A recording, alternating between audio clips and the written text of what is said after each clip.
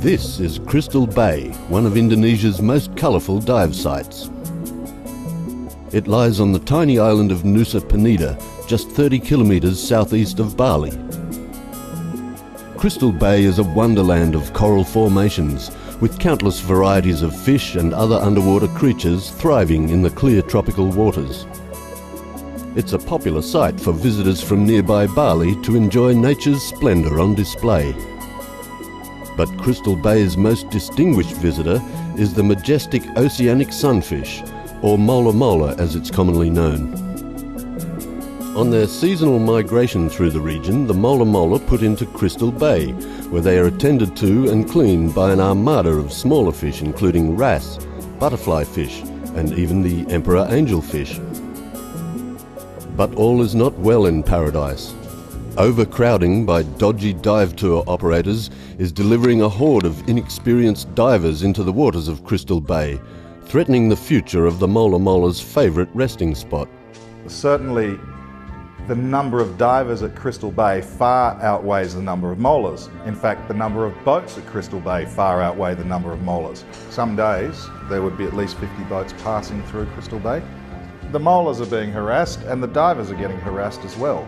They're just overzealous. They're so keen to have an interaction with this animal that simple courtesy to the animal, other divers, is just being totally forgotten. You know, so everyone's feeling a bit molested by this situation. Certainly the quality of the experience, in my view, is under threat. Should there be limit? Absolutely. As you'd remember from your early days with the molars, when they're in cleaning behaviour, they're almost catatonic and they're largely unperturbed by divers approaching them, as long as they're not directly contacted or they don't feel that their escape route is blocked to the open ocean. The problem at this time is that overzealous divers are, one, preventing the molars from getting into cleaning behaviour and relaxing. So as they approach the cleaning stations, they're immediately being photographed or being pushed off the cleaning station and having to go around again. They're not being given the opportunity to settle.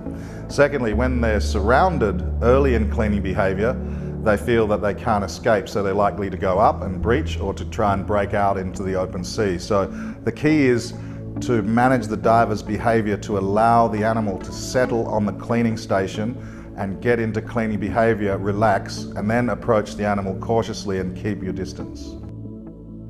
The other issue facing Crystal Bay is that it's not a great spot for novice divers. The steep drop-off and strong currents can get quite tricky at times. In fact, at least 3 people have died here in diving incidents so far this season. Three or 4 Yes, this year. Yeah. In the sunfish season, molar season. The main problem is, again, commercialism overcoming common sense, and operators or owners either not being aware which divers are being taken to these sites or allowing divers without sufficient skill and experience to dive on what is a safe dive site at the right time, but a potentially difficult and challenging dive site at the wrong time.